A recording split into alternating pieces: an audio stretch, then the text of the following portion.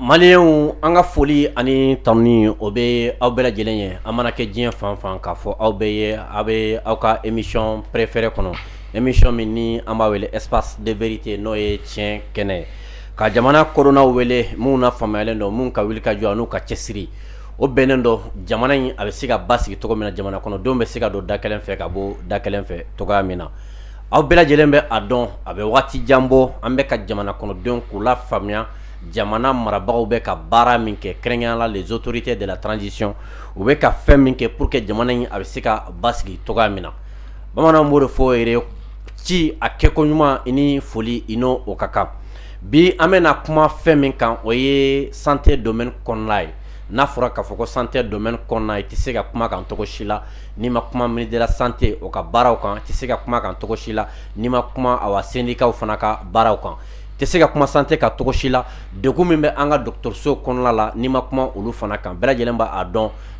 an ka hôpitaux kɔnɔ baara bɛ ka kɛ cogoya min na baara bɛ ka kɛ o cogoya la nka dɔw fana bɛ k'a fɔ ko degun dɔw bɛ yen n ye maa wele bi maa min ni aw bɛɛ lajɛlen bɛ a dɔn ka sababu kɛ a ka wulikajɔ a n'a ka cɛsiri ye santé domaine kɔnɔna la ni an bɛɛ lajɛlen bɛ ale dɔn ni Fode Sinayogo la n'a fɔra ko Fode Sinayogo syndicat de dɔn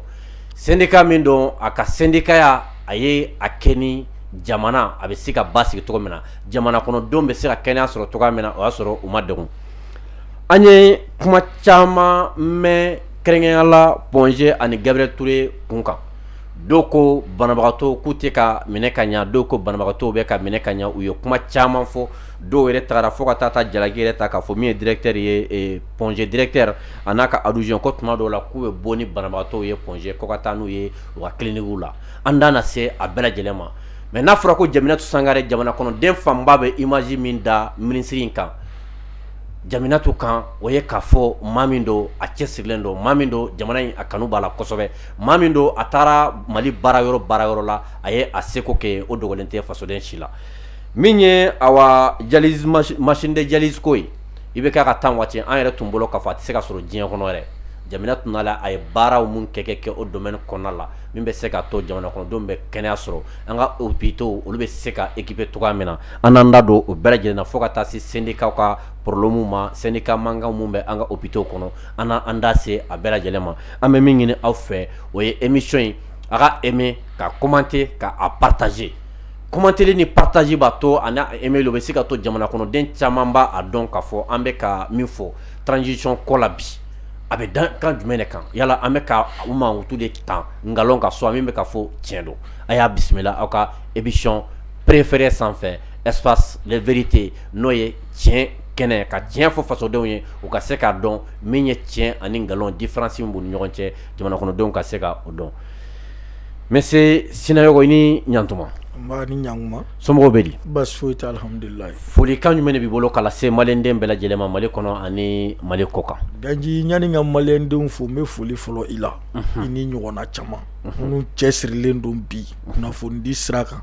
ka jamanadenw kunnafoni ka kunnafoni ɲini ka wɔgɔbɛ ka bɔ wo kɔnɔ a tiɲɛ ka fɛsɛfɛsɛ k'a di jamanadenw ma n b'aw fo o la aw mun wulilen don k'aw jɔ o la ani fɛnɛ ka fɛɛrɛ bɛɛ kɛ jamanadenw kana fara fara bɛɛ ka jɛ k'i bolo di ɲɔgɔn ma ka tugu transition in kɔ pour que jamana in a bɔra yɔrɔ min an kana segin ka se yen yɔrɔ kelen na donc n b'i fo k'i ni ɲɔfɛmɔgɔw fo ka maliden cɛman n'a musoman fo an bɛ yan santé ko de kɔnɔna la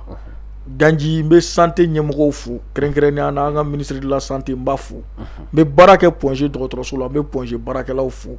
ka Ponge directeur fo ka daminɛ directeur la fɔ dugu ma n b'a bɛɛ lajɛlen fo ka maliden bɛɛ fo k'aw yɛrɛ fo aw ka cɛsiri la. d'accord Fode anw b'i dɔn jamana kɔnɔden caman fana b'i dɔn nka nin ye siɲɛ fɔlɔ ye an ka plateau sanfɛ mɔgɔw ka se k'i dɔn ta sinon an dalila ka aw ta o kɛra interview ye aw ka conférence senfɛ mais k'i wele ka na plateau sanfɛ i ka kuma nin ye a siɲɛ fɔlɔ n'a fɔra ko Fode e ye jɔn ye i ka baara bɛnnen don mun ni mun de ma sani an ka dɔn an sigikun kɔnɔna la. Voilà Ganji ne tɔgɔ Fode Sinayogo ne bɛ baara kɛ Ponge ne ye infirmier auxiliaire Ponge dɔgɔtɔrɔso kɔnɔna la n ye syndicaliste fɛnɛ bon n bɛ syndicat kɔnɔ depuis 2011 donc n bɛ syndicat baaraw kɛ i y'a fɔ cogoya min na Bamako dɔrɔn tɛ parce que ne ye syndicat national de la santé min bɛ kuma syndicat bɛɛ tɔgɔ la ne ye o mɔgɔ ye donc n ye région caman fɛnɛ kɛ syndicat baara hukumu kɔnɔna la. fo de bɛɛ lajɛlen bɛ a dɔn i bɛ baara min na jamana in ɲɛ, i bɛ baara min na jamana kɔnɔdenw bɛ se ka kɛnɛya sɔrɔ cogo min na o dogolen tɛ maa si la. fo de an y'a mɛn k'a fɔ min ye problème syndical ye ko o bɛ pongé, yala kuma tiɲɛ don wa ou bien tiɲɛ tɛ, yala a nana cogo di, mun de la nin kuma ninnu bɛ senna sisan, e ka yeta ye jumɛn ye ale la? Ganji i ye kuma min fɔ tiɲɛ don, pongé syndical bɛ problème syndical bɛ pongé kɔnɔ bi. Pongé kelen tɛ, a bɛ pongé a bɛ Gabriel Touré kɔnɔ. Bon an bɛ se k'a fɔ ala barika la Gabriel Touré ta caman bɔra a la, mun na parce que baarakɛlaw y'u jɔ u jɔyɔrɔ la, donc alhamdulillah yen ta o nɔgɔyara kosɛbɛ. Bon bi problème bɛ pongé kɔnɔ, syndicat ko problème bɛ pongé kɔnɔ. Ganji o b'a to kuma caman bɛ yen don o don i b'a mɛn réseaux sociaux sanfɛ ko pongé bɛ tan pongé bɛ tan, donc pongé syndicat problème mun na a ma se ka da kuru i n'a fɔ Gabriel Touré da kuru la cogoya min na, politique kɛlɛ de nana i sen don pongé problème kɔnɔ. Politique ko kɛlɛ de nana i sen don pongé problème kɔnɔ. Parce que Ganji i b'a dɔn mɔgɔ caman bɛ yen bi o tɛ transition fɛ. Bon anw ko dɔgɔtɔrɔso politique kɛyɔrɔ tɛ, n'i tora ka politique kɛ Ganji salon n manamana sara ɲinan tɛ manamana sa o tɛ se ka kɛ dɛ, o tɛ kɛ dɛ, saya ye kelen pe dɔrɔn. Adamadenw ni de bɛ dɔgɔtɔrɔso kɔnɔ, n'i ye politique kɛlɛ don yen dɔrɔn i y'a tiɲɛ, i y'a tiɲɛ. Sinon bi in na ka taa pongé wuli k'a jɔ a sen kan ka bɛɛ da don pongé problème na, pongé Ganji ne fo de bɛ k'an sigi k'a yɔrɔ ɲini hali sini ne m'a ye, mais n b'a f'i ye depuis 2003 ne bɛ pongé kɔnɔ fo bi, mais n ma taa yɔrɔ si la, mais k'a da ni kɛlɛ banbali min bɛ yen don o don réseaux sociaux sanfɛ, don o don téléw la k'a fɔ ko pongé, mais hali sisan n bɛ k'an sigi ka miiri n t'a kun dɔn Ganji, parce que ne ko ni e ye dɔgɔtɔrɔ kalan de kɛ, i ye dɔgɔtɔrɔ de, priorité fɔlɔ min kan ka k'i la o y'i ka banabaatɔ furakɛli. O de y'i ka fierté fana ye. O de y'i ka fierté, i kan k'i kaman gosi k'i kaman kɔrɔta ni o de ye k'a fɔ ne bɛ nin baara in de dɔn wa n ka baara bɛnnen don o de kɛli ma. Mais Ganji dɔgɔtɔrɔ dɔw de bɔlen b'o minɛn kɔnɔ ka n'u nin da ko syndicat ya nin kan. Donc ministre wo, président wo, premier ministre wo, ka na se directeur ma santé kɔni domaine kan ɲuman fɛn mana kɛ olu ka miiri n'a ye n bɛna se ka nin ɲuman la gosi cogo di, ka nin ko la nɔgɔ cogo di, walasa jamanadenw bɛ tɔɲɔ o la olu fɛnɛ tɔɲɔtɔ bɛ dusukasikan fɔ ka ɲɛsin jamana marabagaw ma, donc olu bɛ taa k'o kɛ cɛtiribɔ kumaw ye, k'o kɛ fɛn wɛrɛw ye, ka dɔgɔyalima lase an ka ɲɛmɔgɔw ma. Donc Ganji an ko syndicat man ka sɔn o baara modèle ma. Syndicaliste i kan ka syndicat formation kɛ, i mana diɲɛ diplôme fɛn sɔrɔ Ganji n'i donna syndicat la i kan k'o fɛnɛ formation kɛ, parce que ni formation syndicale b'i la a b'a to e b'a dɔn i bɛ baara yɔrɔ min na o la gosili o ye baara yɔrɔ ta tiɲɛtɔ ye, ni baara yɔrɔ ta tiɲɛna e yɛrɛ bɛ kɛ cogo di? Non kɛcogo t'i la, dun bɛ balo yen de la. Bibi na o faamubaliya de bɛ pongé kɔnɔ. N'i y'a jateminɛ depuis 2018 Ganji INTM ko ka comité bɛɛ renouveler, comité renouvellement o de nana gɛlɛya don pongé kɔnɔ fo ka taa se syndicat national de la santé action sociale promotion de la famille ka congrès ma. O congrès in de ye mɔgɔ dɔw suspend pongé kɔnɔ k'a fɔ olu ni syndicat baara man kan k'u bolo bɔ syndicat baara la pewu k'u sen bɔ a la ka da u kɛwale kan ani u ka jogow kan. Donc Ganji o papier caman bɛ n bolo yan, siga tɛ min na bi Ganji k'a fɔ maa o maa bɛ kulejalantigɛ la réseau sanfɛ, téléw la, radiow la, ka pongé la gosi k'a fɔ k'olu de ye pongé syndicat ye. Ganji n kala ala la ni plateau yi sanfɛ syndicat tɛ, u ma deli ka kɛ syndicat ye. Fɛn min tilennen don ka jɛlen don basi o y'o ye. Ni autorité y'i jɔ i jɔyɔrɔ la bilayi ala transition nali ye min kɛ pongé ani dɔgɔtɔrɔsow kɔnɔ ni fanga y'i jɔ i jɔyɔrɔ la maliyɛn bɛ furakɛ nɔgɔya ni lafiya danna Mali kɔnɔ yan ka sɔrɔ i mi sen ta ka bɔ Mali da fɛ. Ministre de la santé ka politique don ko évacuation zéro, o kɔrɔ ye mun ye ko maa kana bɔ Mali da fɛ tugun ka taa i furakɛ jamana kɔ kan. Donc e b'a fɛ k'a fɔ ko transition nalen k'u ye baara kɛ an ka dɔgɔtɔrɔso ninnu kɔnɔ kosɛbɛ. Mais o ma se kuma la o Ganji kɔnɔdimi tɛ bilen o ɲɛdimi de don bi bi na préavis de grève dalen bɛ Pongi ko minɛn tɛ Pongi imagine minnu filɛ nin ye Ganji Pongi tɛ de Pongi don ninnu tɛ jamana kɔkan na ye o nin ye Pongi kɔnɔna de ye ni scanner i bɛ yala bi bi na an b'a f'i ɲɛna angioscanner scanner Mali kɔnɔ yan bi ni Pongi tɛ a tɛ kɛ yɔrɔ si Ganji ne fo de y'a f'i ye plateau sanfɛ alhamdulillah angioscanner scanner Mali kɔnɔ bi ni Pongi tɛ a tɛ kɛ yɔrɔ si alhamdulillah Pongi minɛn ko n ko appareil bɛ Pongi bi Ganji an filɛ studio kɔnɔ tan cogoya min na n'i ye nin kɛ bloc opératoire e bɛ se ka mɔgɔ jɔ i ka da la opération fɛn fɛn bɛ ka kɛ salle kɔnɔ a b'a bɛɛ assister kɛnɛmala la c'est comme n'a ka di professeur i b'i to i ka bureau kɔnɔ ka chirurgien lajɛ ka opéreli kɛ bloc opératoire kɔnɔ bi ka sababu kɛ minɛn dira aw ma ka sababuya kɛ minɛn min nana Pongi ministre ka fɔ Ganji o minɛn sɔrɔlen kɔrɔ kɔ n'o kɛra mankan wuli kuma ye n'o kɛra dɔgɔtɔrɔso saboter kuma ye e b'i ko min ka t'i jami a ka gɛlɛn i b'i ko min ka t'i jami n'i ye Pongi plateau technique ko kuma min bɛ préavis de grève kɔnɔ n'i ye Pongi plateau technique ta Ganji a tɛ se ka ɲɛfɔ anw ka directeur fɔlɔ dialyse an ka dialyse kɔnɔna la dialyse appareil kun banna pewu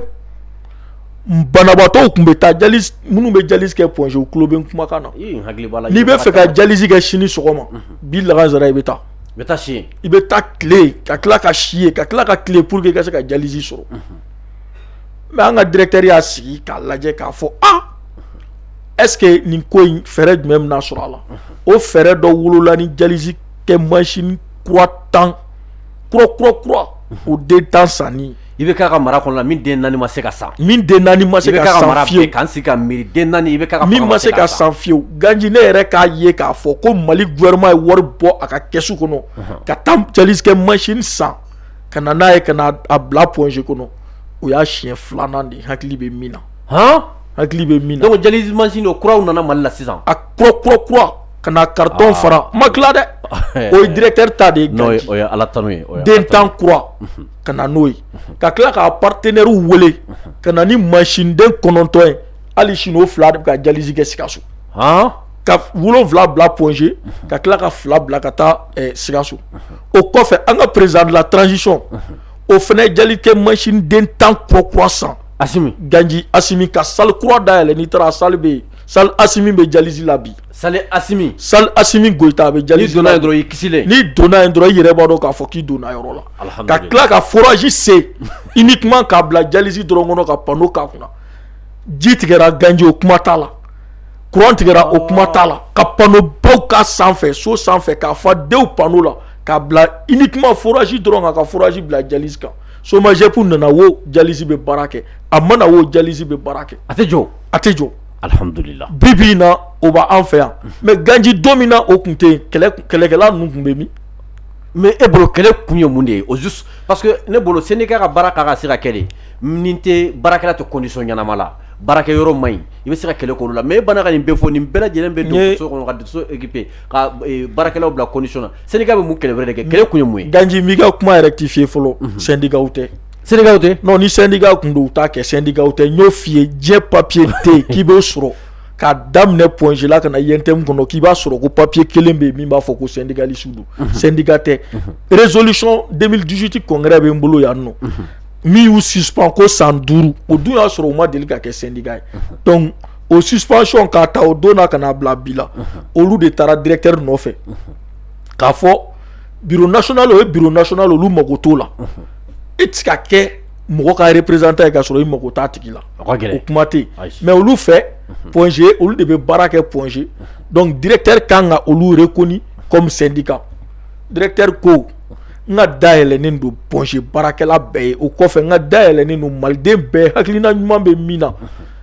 ka ɲɛsin Pongi ma pour que Pongi bɛ se ka kɛ Pongi ye min bɛ banabaatɔw reçoit k'u furakɛ k'u tɔpɔtɔ u ni hakililatigɛ ka to donc n'aw bɔ o sira kan n ka dayɛlɛnen don aw ye mais min ye ko k'aw kɛ syndicat ye o se tɛ ne o se bɛ a ka bureauba mɔgɔw ye n'o ye bourse travail k'a ta o don na Ganji 2018 fo an filɛ yɔrɔnin min na i kulo b'o mankankolonw de la réseaux sociaux sanfɛ fɛn o fɛn bɛ ka fɔ a bɛɛ bɛ munumunu o de da fɛ sinon tiɲɛ tɛ dɛ. ka jamana kɔnɔdenw fitinin k'u bila jamana marabagaw la. fɔlɔ ka jamana marabagaw hakili keleku ka se directeur fan fɛ yen ni mankan bɛ nin directeur in kɔ depuis 2018 est ce que baarakɛla don est ce que ko dɔ tɛ yen an k'a wuli n'a wulila directeur kura min bɛna sigi Ganji o bɛ siran o b'a fɔ ninnu ka mankan ye directeur kɔrɔlen nata est ce que ne tɛna n yɛrɛ d'u ma wa a ka d'u ye cogo min na an k'a kɛ ten o de laɲini o de laɲini sinon i b'a faamu cogo di Ganji baarakɛla bɛna baarayɔrɔ la i ti baara kɛ an bɛ dɔgɔtɔrɔso kɔnɔna de la fɛn bɛɛ bɛ dɔgɔtɔrɔso kɔnɔ Ganji fɔ n'i ma min ye ni directeur min ko k'a bɛ fu siri o dan na o mangoya bɛ yɛlɛ i la a fɔlɔfɔlɔ ye mun ye jogojugu n'i b'a bɔ mɔgɔ la administration kɔnɔna la i bɛ demande d'explication d'a ma n'i y'a minɛ i b'a fɔ ko karisa e ye nin kɛ mun kama préavis de grève min filɛ n bolo Ganji a b'a kɔnɔ ko demande d'explication man ka di mɔgɔ ma Ponge Ponge bɛ mara cogo di kojugukɛlaw tɛ se ka puni olu bɛ mara cogo di non tiɲɛ yɛrɛ la o tɛ se ka kɛ bi bi na i bɛ mankan fɛn fɛn mɛn Ponge a kɛlɛ kun de ye n bɛ bi syndicaya nɔfɛ n ma kɛ syndicaliste ye n ka se ka kɛlɛ kɛ walasa ɲɛmɔgɔw bɛ se ka direction wuli ka bɔ yen o kɛlen n ye politique ko kuma f'i ye o. oui politique ko kuma ni politique ko kuma tɛ yen ko fɛnɛ b'a kɔrɔ bi bi na jɛkulu dɔw bɛ yen n tɛna caman fɔ c'est à dire politique mɔgɔw ye rencontre kɛ kɔsa na n kan t'o ma o fɛnɛ kɔfɛ jɛkulu kelen bɛ yen depuis Choguel kɛra premier ministre a ma jɛn n'a ye. o jɛkulu jumɛn. n tɛna tɔgɔ fɔ plateau sanfɛ an ka tɔgɔ fɔ sa mais n bɛ papier d'i ma ka tila ka lettre sɛbɛnni d'i ma ni n bɛ wuli ka bɔ plateau sanfɛ yan. oui. parce que n bɛ dɔ gɔngɔn na n ma tila o la fɔlɔ donc n tɛna tɔgɔ wɛrɛ fɔ plateau sanfɛ yan mais n kɔni b'o f'i ɲɛna i k'o dɔn ni n bɛ bɔ yan n bɛ papier d'i ma. Ganji olu de ko k'u tɛ Choguel fɛ premier ministre la olu de ko Choguel k'i sen bɔ M5 comité stratégique baaraw la ko ka to primature kɔnɔ yen wa Ganji o mɔgɔw o cɛ jolenw m'an fɛ Ponge o kɛlɛ fɛnɛ bɛ anw ka Ponge ko la donc nin ko in bɛɛ faralen ɲɔgɔn kan. ne ma ɲin faamu c'est à dire olu tun bɛ ni bɛ k'i ka kuma faamu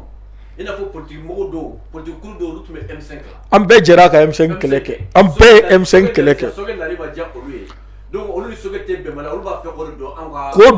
anw ka dɔgɔtɔrɔso kɔnɔna la wajibi bilen parce que n'i kulela fan bɛɛ fɛ k'a fɔ ko gouvernement bɛ ka baara kɛ yan i mana ministère fɛn fɛn ta mɔgɔw b'a ko gouvernement bɛ ka baara kɛ ne yɛrɛ ye dɔgɔtɔrɔ ye n bɛ santé kɔnɔ bon n kana se ministère tɔw ta la kɛ mais n bɛ se ka santé kɔni n bɛ se k'a fɔ ko fɛn tɛ ka kɛ parce que n bɛ n dogo syndicat kɔfɛ k'o kumaw fɔ donc wajibi bilen n'i nana n'o kumaw ye a bɛ mɔgɔw la funteni sinon e bɛ se k'a faamuya cogo di dɔgɔtɔrɔ bɛ papier ta k'a fɔ dɔgɔtɔrɔso kɔnɔ ko nin tɛ kɛ nin tɛ kɛ nin tɛ kɛ. ni i ye fɛn kɛ min jalaki ka kɛ mais i tɛ fo e k'i sago de kɛ k'a sɔrɔ jalakili t'a la ɲininkali yɛrɛ t'a la demande d'explication yɛrɛ tɛ jalakili ye o demande d'explication ye ɲininkali dɔrɔn de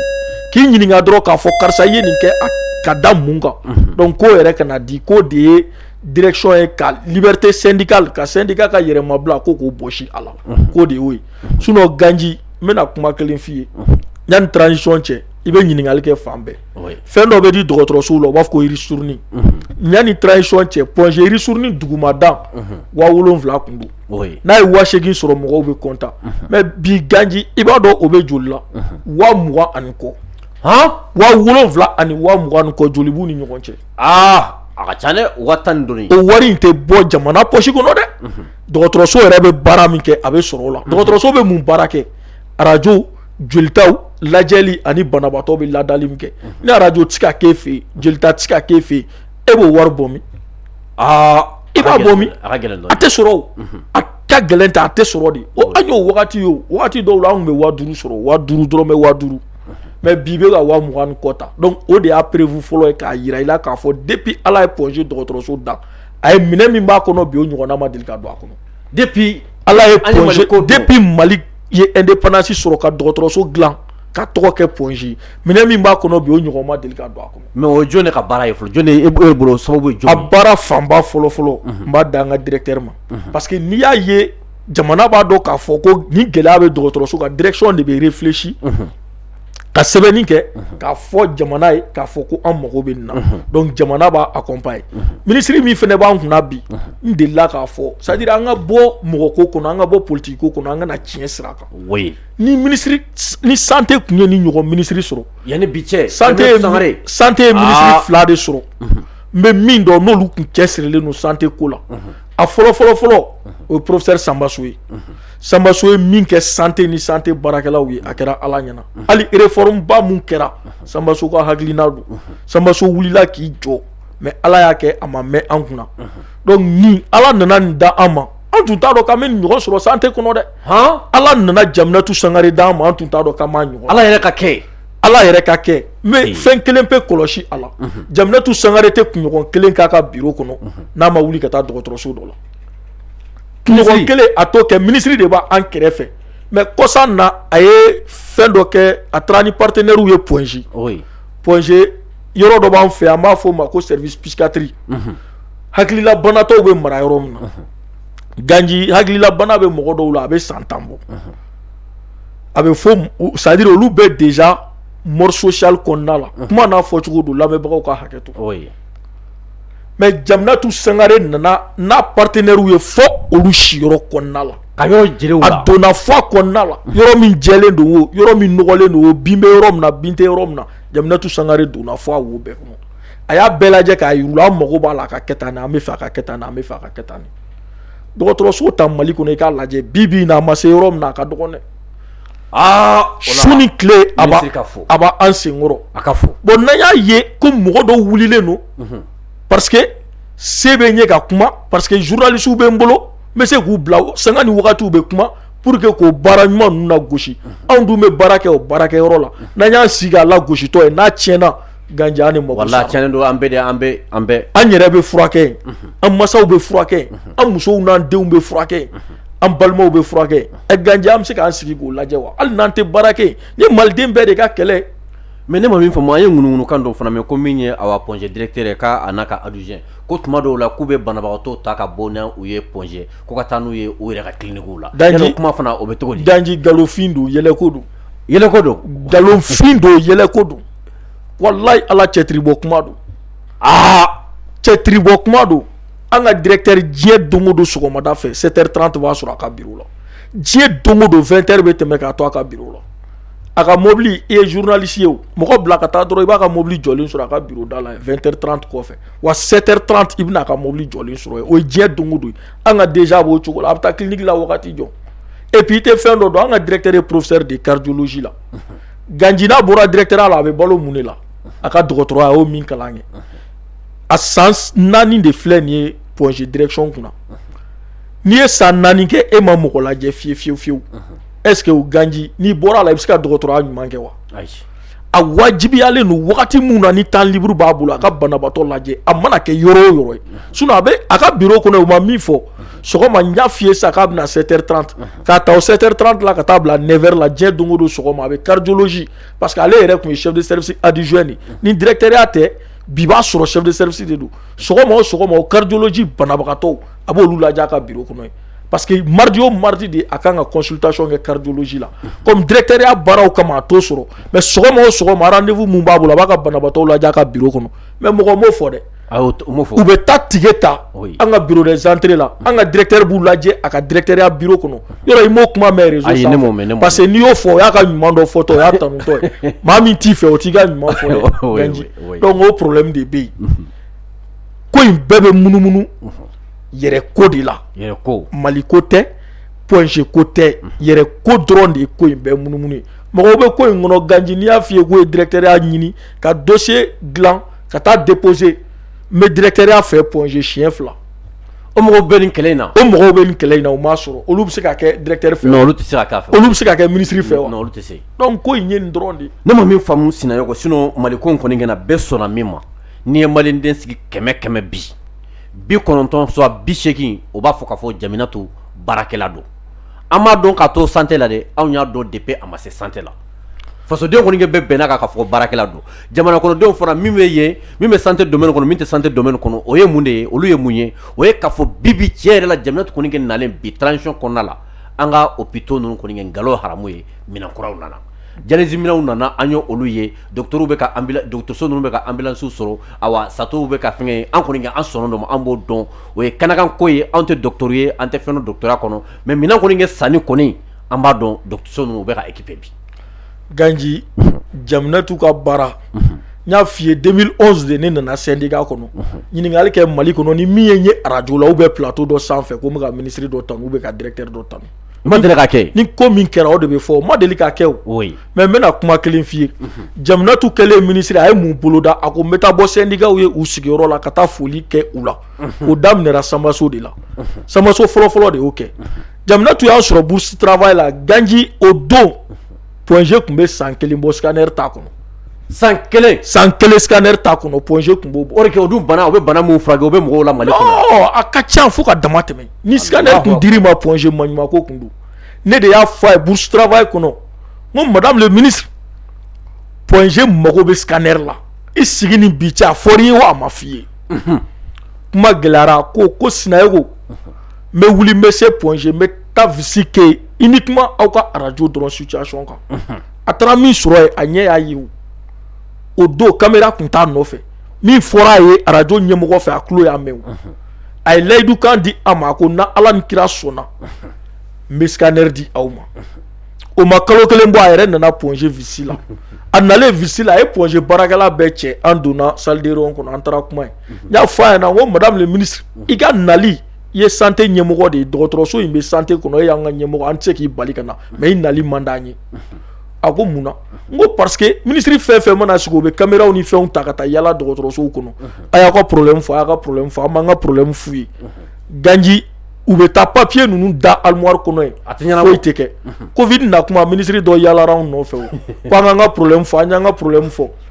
bɛɛ bolila Point G ɲɛ parce que Point G de tun bɛ ka Covid furakɛ dɔrɔmɛ kelen an t'a sɔrɔ an y'an ka problème fɔ hali an ka prime de garde a tun tɛ sɔrɔ ka sara ko a b'an dɛmɛ fɔ bi an m'a ye an y'o fɔ a ɲɛna a ko na Ala sɔnna an k'ale dɛmɛ ale b'an dɛmɛ an k'a dɛmɛ ye mun ye an k'an cɛsiri an ka baara kɛ an ka hakilina ɲumanw ɲini an ka fɔ a ye ale ta ye de a bɛ taa delili kɛ président de la transition a b'a dɔn hakilina min b'a la o ye ka baarakɛlaw bila u ka hakɛ kɔnɔ ka baarakɛminɛn di baarakɛlaw ma pour que u bɛ se ka baara kɛ lafiya kɔnɔ jamanadenw bɛ a hɛrɛ sɔrɔ k'a nafa bɔ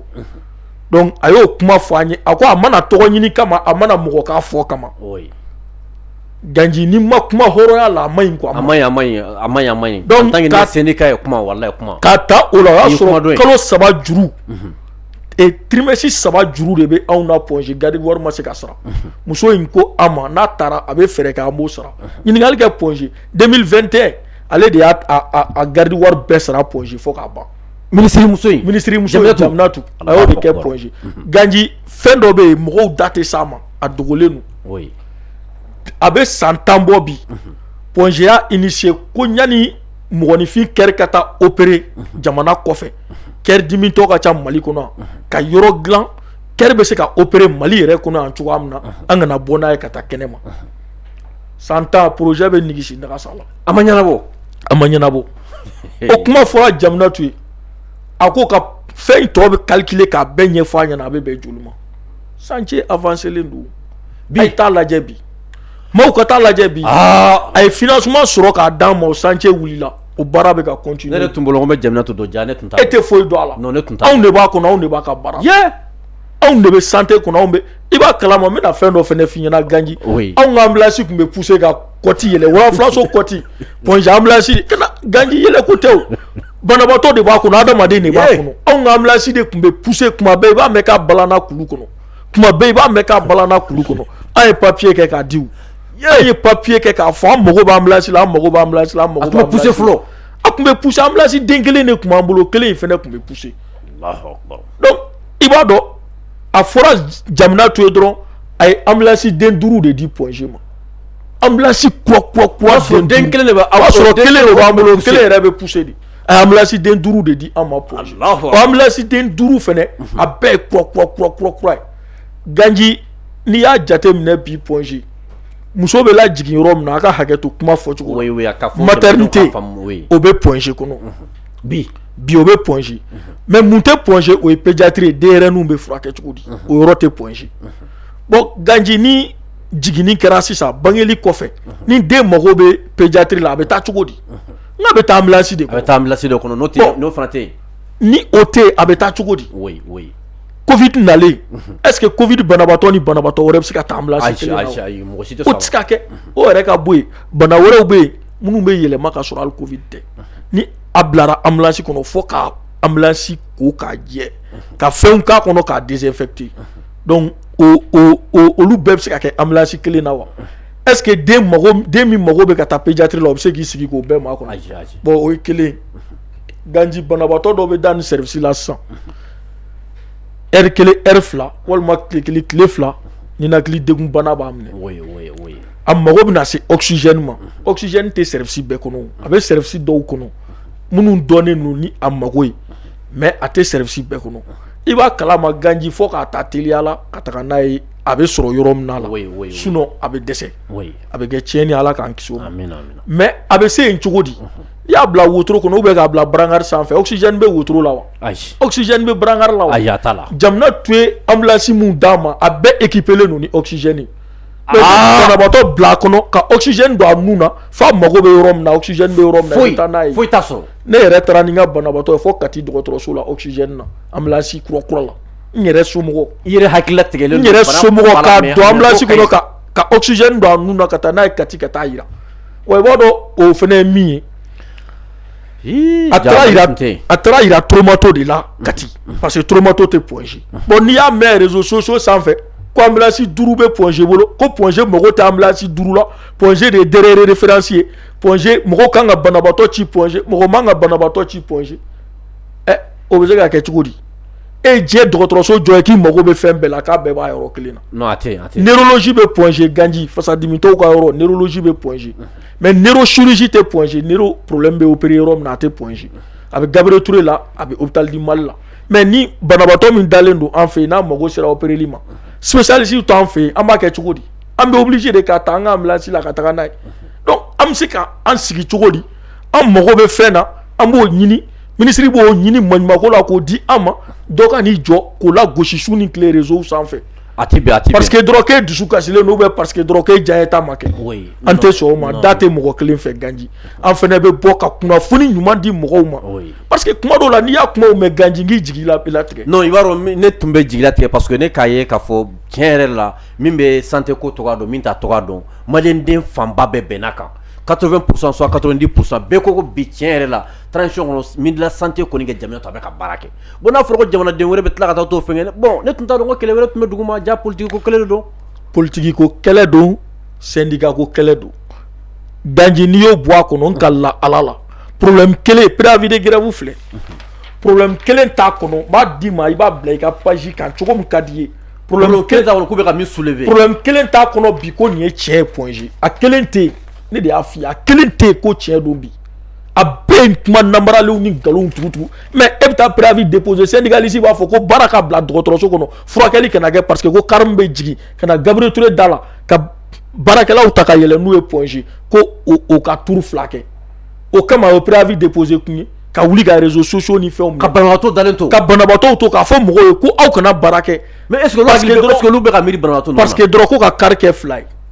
car tour kɛ 2 ye mais ganji k'a sɔrɔ bi bi in na point G baarakɛla min bɛ yen ni moto t'a bolo mobile t'a bolo o ka dɔgɔ donc ale kan bɛ baarakɛlaw tali de ma jaminatu kelen in de ye car kura 2 d'an ma ɲininkali k'o fɛnɛ la a bɛna don min na car tun tɛ point G bolo a bɛ ka kɛlɛ o car ko in de fana la bi tuguni a bɛ ka kɛlɛ ko k'o car kɛ 2 ye c'est à dire car ka tour 2 kɛ ka bɔ point G sɔgɔma ka na mɔgɔw ta ka n'olu jigin ka tila tuguni ka segin ka taa mɔgɔw ta ka n'u jigin baarakɛlaw ta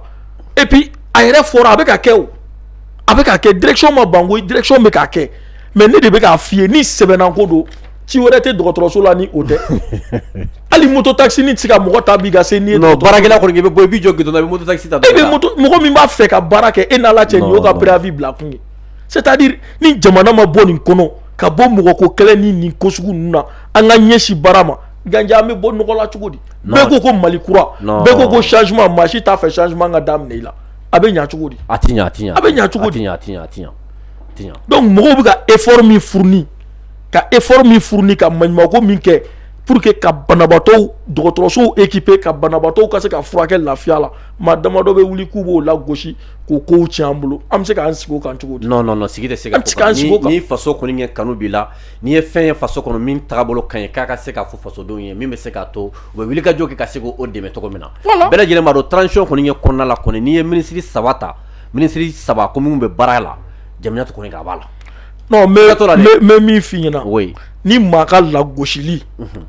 maa ka nkalontigɛ y'a to Assimi ni Choguel k'u bolo bɔ Jamanatu la o ye santé ko bannen pewu parce que hakilina min b'a la kunkilenna min b'a la Ganji hali ne bɛ bɔ yan san il suffit que ne ka chargé di dialogue social wele k'a fɔ a ɲɛna k'a fɔ ni problème min bɛ Point G yanni ne ka se Point G o y'a sɔrɔ u ye mɔgɔ ci ka taa Point G o ministre sɔrɔ man di dɛ. o ministre so sɔrɔ man di dɛ wa Jamanatu kelen tɛ dɛ équipe min kelen n'u ka entouré u ka teli ka tɛmɛ teliya kan u t'a mɛn ko problème bɛ nin yɔrɔ la ko a fura sɔrɔ olu bolo sisan wa a fura ma sɔrɔ u bolo sisan o k'u ma wuli ka t'u sen jɔ a yɔrɔ la u bɛ taa lajɛ min don k'a a bɛ ɲɛɲini cogo min na u b'a ɲɛɲini ten cogoya la mais an bɛ se k'an sigi k'o lajɛ wa ne yɛrɛ fɛ ni ministre bɛ transition kɔnɔ bi min jɔlen don a jɔyɔrɔ la ne b'a k'an ka ministre de ye koyi. ministre de la santé parce que n b'o de t'a dɔn ɲɛ b'o de la. donc ni o baara ɲumanw bɛ ka kɛ tiɲɛ yɛrɛ la i yɛrɛ fana ye hɔrɔn ye mɔgɔ si kana na politique ko mais ne y'a fɔ a ye ne ko n'a sera ka ɲuman kɛ ne Fode b'a fɔ tɛ siran mɔgɔ ka kuma ɲɛ tɛ siran foyi ɲɛ parce que maa ka juru tɛ n na hali sini n'a ye ɲuman dɔ kɛ ne b'a fɔ mais n'a tun kɛra ministre tɔ ninnu ɲɔgɔnna ye ka na an lamɛn ten ka segin ka taa a ma se ka fɛn bɔ an ka problème na walahi ala an tun b'a fɔ sinon voiture de liaison 2 a y'o kura fana di an ma min bɛ taa cimisɛnninw kɛ Point G ka taa an ka courrier n'an ka fɛnw di ministère wɛrɛw la ka taa an ka juruw kani yɔrɔw la a y'o mobile kura 2 fana di Point G ma ka car kura 2 di Point G ma ka ambulance 5 di Point G ma mais mɔgɔw bɛ mun wɛrɛ nɔfɛ bilen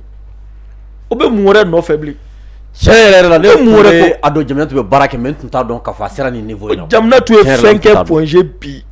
n'a y'a sɔrɔ kunun a tilancɛ tun kɛra san b'a sɔrɔ an tɛ kuma caman na bilen.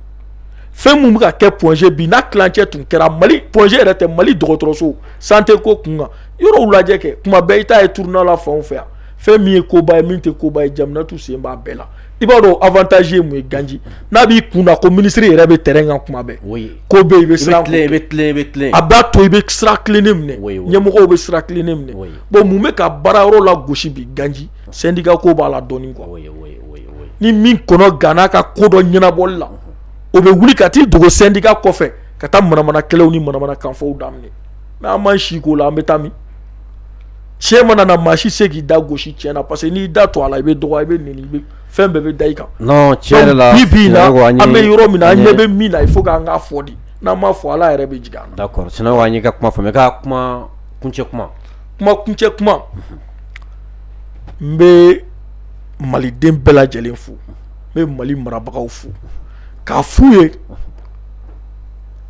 transition diya ye min ye o ye sariya bonyali de ye parce que politique mɔgɔw mana élection kɛ ka na fanga la olu bɛ fɛ k'u ka électorat garder donc chaque fois olu bɛ mɔgɔw ɲɛda lajɛ u tɛ se ka sariya bonya